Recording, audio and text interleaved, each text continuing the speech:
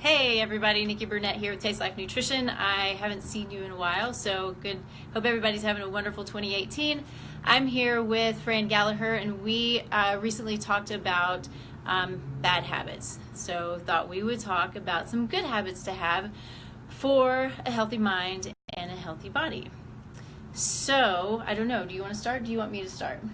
How about if I start and we'll go back and forth? Perfect. So, imagine that habits are a way that your brain makes things easier. So if you had to think all about every move that you make to drive a car, you would be in trouble. And there's some wonderful term for it that I'm not remembering right now. But there are certain learned behaviors that go beyond our conscious effort, and they become, I think it's extrinsic versus intrinsic. And in any case, it just makes, a habit is something you fall back on that makes your life easier. And what we want to talk about is having habits in place so that when you fall back, you're not falling down. You're falling back on something that works for you. Mm-hmm. So given that, take it away. Okay, so when I think of good habits, I think of things like when we go to the grocery store. How simple is that? You know, paying attention to what it is that we are putting into our cart. Probably a good habit, and we hear this all the time, it's super simple, but I think it's true, because if we go to the grocery store hungry, we're going to put everything in there in our cart. I've done it 100 times over. I have a weakness for these, they call them natural. They're from Whole Foods and Vitamin Cottage, but they're these Cheeto replacers. Or as they say in South Park, cheesy poofs. Cheesy poofs, yes, the cheesy poofs. I love them, especially the jalapeno ones. And so if I go hungry, I'm going to grab them, and I might grab two. So I've learned not to do that. So being aware of what's in your cart, being aware of what your body needs and how your body's going to utilize it, because what we always want to think about is nutrient density. What is going to feed our body? Remember, food is communication. Food is what tells our cells and our DNA what to do. So super important every time you're eating, because I think that's not understood, that food is that important, that's how our body functions. It's not just filling our belly, it's not just a few things here and there, it is how our body knows what to do. Wow, I like being reminded of that. So, you know, one of the main good habits that I want to talk about is meditation, and the ability to settle down and settle in no matter what is going on. And what I've discovered is you don't even have to have that amazing of an experience to shift your nervous system and allow yourself to have a little bit of a discharge. So recently, I did a post on my business page, Really Flourish, on Facebook, about how I meditated. And I thought it was a crappy meditation. I thought that I was going to check my my clock on my phone, and I thought that I wasn't focusing very well. And 20 minutes passed unusually quickly. I opened my eyes, and it was like 7:52 or 6:52 or whatever the exact time was that I was going to open my eyes. And I didn't look 500 times in between the start and the finish.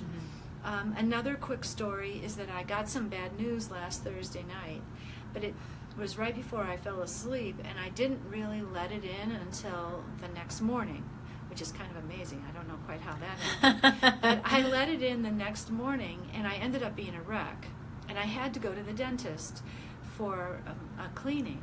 And I have issues around dental work because I had a lot done when I was a kid, a lot of orthodontics, so thank you, Mom and Dad. That's why I have a reasonable smile. But it was traumatic for me. I feel that it was abusive. The dentist was abusive toward me. And so I have to kind of manage myself when it comes to dental care. And I went into the dentist's office and I was like, what the hell am I doing here when I'm so upset? And should I even be here? And, you know, I just settled down into a meditation. Normally we chat as much as I'm in the shower. Right. Yeah. So uncomfortable. I had to say to her that I was going to be meditating, and I just dropped in and dropped down, and it was all fine. I love that. I need to be able to do that. I have some big dentist appointments coming up, and I need to learn from you. Well, the other thing is that I get so much tension in my jaw that if I have a very long, involved treatment, I ask for Valium. Now, I don't know if they're going to give it to you now, but otherwise what happens is by the nighttime, my jaw swells, and I can't talk, and I kind of panic when it happens, because I think it happened when I was a kid. And so it's just super duper uncomfortable for me, and I imagine I could handle it if I meditated through that too. But you know, I'm doing really well right now. So that's right. So meditation is a really great habit to be able to fall back on. You know, when my mother was dying, I showed up by her bedside. There was nothing I could do. I sat down and I meditated sitting next to her. There's many a situation, and we're not talking that I go into this deep state. We're just talking about being able to shift the nervous system the way that you would downshift if you're driving in the mountains and you hit some icy roads. You want to be able to downshift. You don't want to ride the brake. Everybody who is new to Colorado. So it's the same idea. Cool. So another good healthy habit, I would say, is really learning and knowing your body. Know what your body needs and what it doesn't need. Just because blueberries are good for some people doesn't mean they're good for everybody. So whether that is paying attention to your body, you know, having a food journal. Food journals are not the easiest thing in the world. They're just a little bit tedious. But you can learn so much about your body by writing things down, and then also writing how you feel. If you have a sensitivity to something, it might show up 2, 3, 4 days later. With gluten, with gluten, it is, I think it's 2 to 9 days that gluten can show up. 10 as days a sensitivity. for me. Is it? It's 8 for me. 8 for me. And so it's interesting when you're paying attention like that, how well you know yourself and what's going to happen. And then I'd also throw out there, because I think it's important, is getting good labs done, knowing your body, and complete labs. Understanding how your body is working functionally, and what it is that your body needs to bring it back to balance. You know, we all have deficiencies and stuff going on. Even your genetics. You know, I do a lot of genetic testing because I think it's that important. We've talked about the ApoE genotype, and I think it's that important. I run at least that on everybody.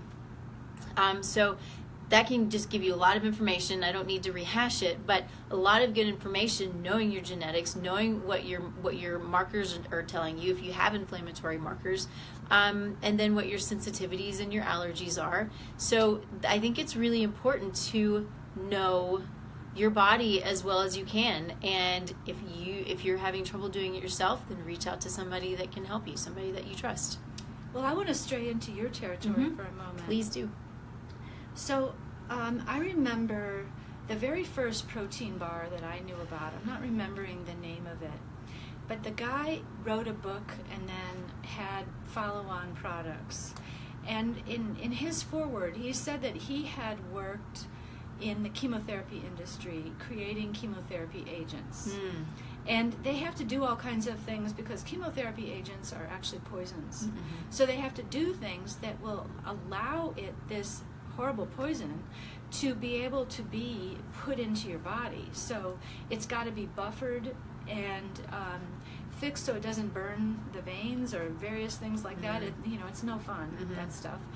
And he was saying that in realizing what they were doing to prepare these agents to be put into the body, that we were already doing that by the way that food is something that it has been prepared to be able to put into the body to be used. But he said something similar to what you were saying about communicating with the body, that food is a drug that we generally put into our bodies. And I really remember the power of his introduction of his book, of thinking about food that way. Yeah. I think it's interesting when we understand the value and the necessity of food and the right foods and what it truly can do. The one thing that I'll say, and I say it a lot and I've said it before, but I'm going to say it again because it's that important, is if you're bringing in good healthy foods, you have good healthy lines of communication. If you're bringing in unhealthy foods, those lines of communication are totally broken, and your cells and your DNA, you can have these negative genetic expressions going on, and they create a lot of problem, The other thing is that I've had to face, and I wish this wasn't such a struggle for me to make this make sense in my head, but I've talked before about how canola oil is toxic for me. And whether it's canola oil or certain other foods now, my body has gotten sensitive enough that I am going to feel sick if I am introducing a food that doesn't work, or reintroducing a food or whatever. And I haven't figured all this out yet. But it takes time. Yeah. But I've mentioned this before, I have an autoimmune disease called rheumatoid arthritis. And I remember before I got treatment and before I knew to be gluten-free, I felt like I was coming down with something almost every day for a year. Because I waited to go to the doctor because I don't like going to the doctor, and I didn't want to turn myself over because I didn't know what was the matter with me. Yeah. And I don't go, this sounds counterintuitive, but I won't go to the doctor if I don't know what's the matter with me. And I realize that's arrogance also, and who knows where I'll be challenged with that. But I realized that when my gut gets unhappy, I think it triggers an immune response. So I feel like I'm coming down with something, even though I'm not coming down with something, and I'm useless. And I hate it because I really love how energetic and productive I am most of the time. So just knowing what a big deal of food, when it hits the gut, what it's going to do. Well, and it's true because, disease really starts a lot of times, most of the time, in the gut. It starts with inflammation. And inflammation is going to trigger an immune response. The gut, if there's dysbiosis, which is an overgrowth of pathogenic bacteria, that can trigger inflammation, which is going to trigger an immune response. The wrong foods you're sensitive to or allergic to, there's a difference, will trigger an immune response. Lots and lots of the toxins in our environment, the toxins that sit in our body, they trigger an immune response. So if you're taking something in that you're sensitive to or allergic to, your body's going to react to it. And it's going to try to get it out. So it's going to get it out however it can, whether it's through the liver or whether it's through the skin, or you just feel bad because you've got this overreactivity that just kind of brings you down, and then this uptick in or upregulation in the immune system, and it's no fun. So the second good habit that I want to talk about from a spiritual growth, personal growth perspective is journaling. So piggybacking on the food journal, to be able to journal about what's going on with you. I am so grateful for that skill because I work through so many things in my journal. Now, I don't journal as religiously as I used to, but if there's an upset in my life, it's going to take me to the journal. And I was so amazed. I think yesterday I looked at my journal and I realized how much I filled of this journal, even though I used to journal every single day. I don't anymore. I can't manage it, or I don't manage it. But it is so useful to process emotional experience, anyway, for me, and to write down dreams. I use it for my 39 wants, needs, and desires, which you may have heard me say. Yes, I've done that because of you. And as a practice, just to tell you if you don't know, it was designed by a woman named Paula Langeth Ryan, in her workbook, 21 Days to Abundance. She teaches that you do it every day. I have never managed that. I do it once a week, approximately. I used to be religious about that too. You don't have to distinguish between a want, a need, and a desire. You can put pickles on one line and you can put a new car on another line. Mm-hmm. You can put whatever it is you want. You can have one for your everyday life, and then if you wanted a different job or you wanted a different relationship, you can write down what you want. I sometimes will have a list of what I want in a relationship or in my life coming up overall in my life. Nice. Is there anything? I don't remember what else I was going to talk about. Well, that was it. There's the one about shopping on the perimeter of the store. Oh, that's a good one. Thanks. I'm doing a fast, and oh yeah, my brain is a little foggy. Don't do a fast unless you know what you're doing. This is a medical fast. If you have questions, I'm happy to answer them. But I wanted to try it because before I recommend to clients, I try these things myself. So it's good. It's not that difficult, but it's not terribly easy. So there's still some food involved. But point is, my brain's not working quite the way that it should. Tomorrow's day 5, and then I'll be finished. So I'm happy about That's that. amazing. Wouldn't we all like to be on day 4 or 5 days? All of a sudden, day look at 5's what I better. did. Yeah. Or the end. Wow, look what I did. Yeah. Saturday morning will be a good day. Anyway, but yes, shopping on the perimeter, that's always where you're going to find mostly the good stuff. You're going to find the produce. You'll also find some of the bad stuff, and they figured us out. Yeah. There's a differentiation in dairy, and I don't really know that we've covered this, but raw dairy for some people is a healthy food. Conventional dairy is never a good food for anyone. And so you'll find dairy on the outside aisle. You'll find the conventional milk. Did you know, sorry, total side note, but milk.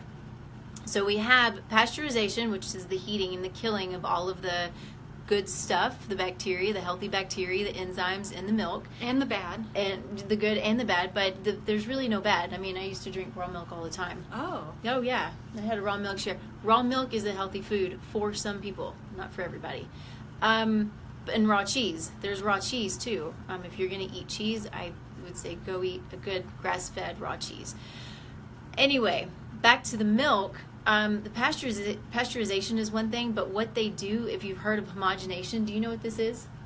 Oh my gosh. I know it's where they distribute the cream throughout. Yes, because for whatever reason, the yummy best stuff on top is not a good thing. And so they decided, whomever they decided that they wanted to distribute it. So the process is breaking down all of these cells, these cream cells, and it oxygenates them.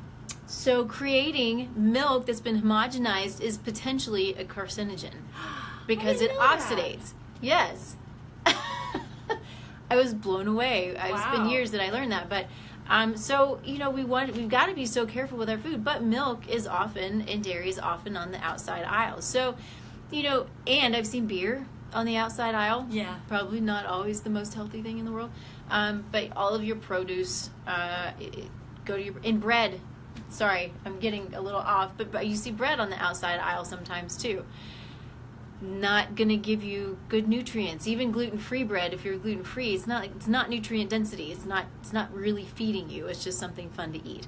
So really, what we're talking about is the produce section. And depending upon what works for you, meat too, right? Chicken or meat. Yes. Grass-fed, pastured, always. More important than organic. And it is a little bit more expensive, but unhealthy meat creates an unhealthy person. And all conventional meat is extremely unhealthy, and it will pass to us. And it will create those epigenetic expressions that we don't necessarily want. And epigenetic expressions will pass down from generation to generation. I just had a conversation with a girl. This is really interesting. She's helping me with my dog on some cancer treatments, and she has cancer all throughout her family. They're all farmers. So, oh man. Think about this: pesticides and herbicides, day in, day out. You're breathing it in. It's all around you, right? So what happened? Her granddaughter and this was I thought, I mean, she's young. She's young. She's our age, and she's a grandma. But she had a granddaughter with a super rare brain tumor, and there was like 70 cases or 75 cases, and we talked about this. The only thing that you can think of is, was there an epigenetic expression, negative epigenetic expression, that through time, when they said that it was caused by preservatives, and they're not really sure, but they think it's caused by preservatives. But changing these genes throughout time and making her so susceptible to these preservatives, that she had a massive brain tumor, the size of a grapefruit, in her head. Good grief. Yeah. Wow. So this is serious stuff. It's not just all woo-woo, it's not going to happen to me. It's a big deal, which is why we do what we do. So a third good habit that I think is important, and maybe it's a fourth because we talked about 39 wants, needs, and desires. So the first one is meditation, the second is journaling, the third is 39 wants, needs, and desires, and the fourth is trying to have positive thoughts. So one of the most destructive thoughts that we all can habitually have is thinking to ourselves, what's wrong? And sometimes there can be a feeling that something's not right, and it might be useful to think about that. But if you're in the habit of always identifying what's wrong, you're going to miss what's right. What I used to do a long time ago is I would catch myself in a negative thought, and then I imagined these mason jars that were up on a shelf. And one mason jar had a tropical vacation in it, another mason jar had some other dream of mine, another had another. And I'd get down a mason jar and I would start exploring those thoughts to replace the other thoughts. That's so interesting. So I know somebody right now who is having a really hard time because they don't enjoy their life. And they go from thinking what's wrong about this situation to what's wrong about that situation.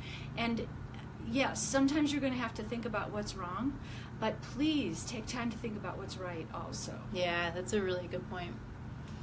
I think one more that I would throw out there is, and we talked a little bit about this a few minutes ago, but overeating. It's so easy to do. I'm guilty of it. I love food, and sometimes it's hard to stop eating it. Fran is really good about this. She's very, very careful about not overeating. In fact, I believe that you will stop at a certain point whether you have a feeling of fullness or not. Is that right? Well, I have to stop before I feel full because of that goddamn 20 minutes. Sorry, but because it takes 20 minutes before you feel full. And it's really true. And that's one of the things that I have discovered myself. And still, I'm guilty of overeating. But what I have found, especially this happens when I'm in a hurry, and which you're not supposed to eat when you're in a hurry anyway, but if I'm grabbing something and I eat a small amount, just enough time, I get out the door, go wherever I need to go, that small amount, although I was not full and I would have eaten more had I had the time, in 20 minutes, I'm actually quite comfortable. And I think it even will continue, I'll continue to fill up over maybe even the next hour, maybe longer. I find that I'm very satisfied, and that's something that this fast has taught me. Like I said, there is food involved, although minimal. I ate only once so far today, and it was a bar. It was a small bar. It's about 240 calories or something like that.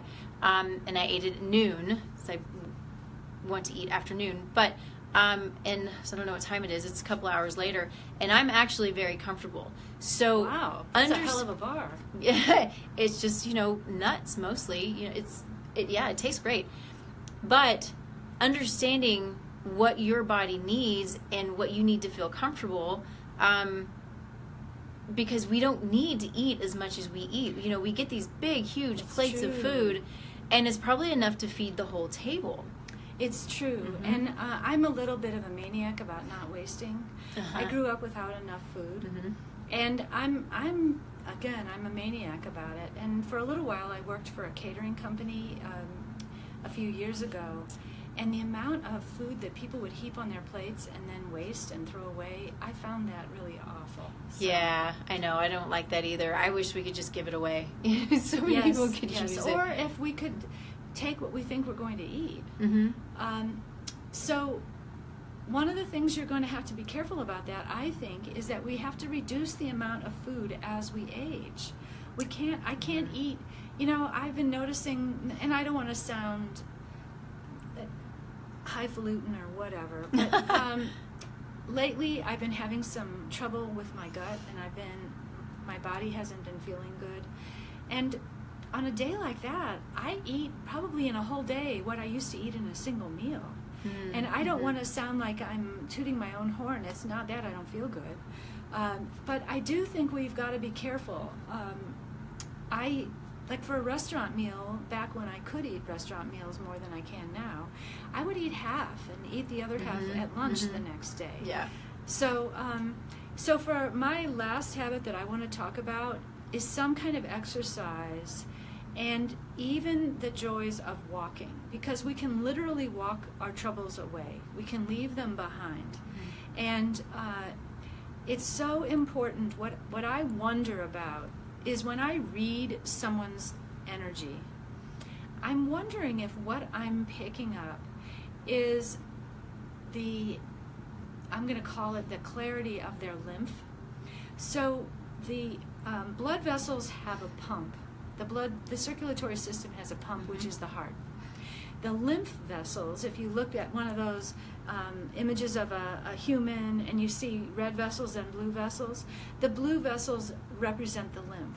And the lymph doesn't have a pump. It relies on contraction and release of the muscles, which is either through exercise or through massage.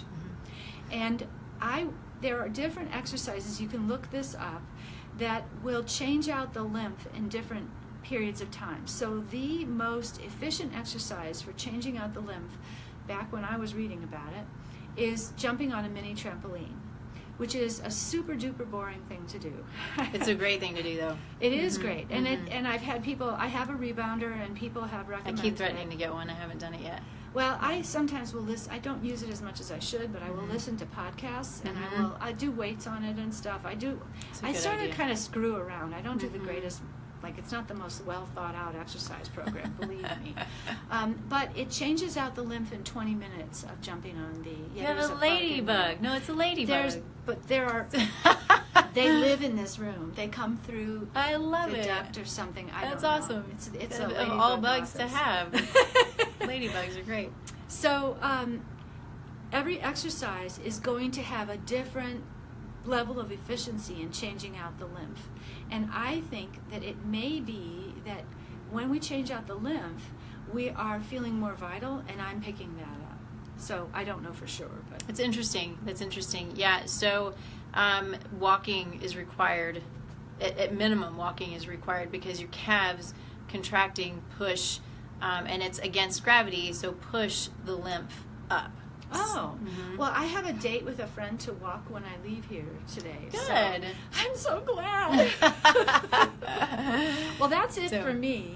Yeah, I think it's it for me, except I would say that, just to kind of go off of the exercise thing, exercise, we all know how important it is, but over-exercising is inflammatory, and obviously under-exercising, I guess probably could be inflammatory in some ways. It's just fatifying. It's just not good, or we're meant to move. So either of those, over or under exercising, can also create genetic expressions that we may not necessarily want. So whether your exercise is walking, whether it's doing some weight training, yoga, karate, whatever it is that keeps you moving, just keep it in check either way, because the body's not meant to be stressed constantly. Stressed some, yes.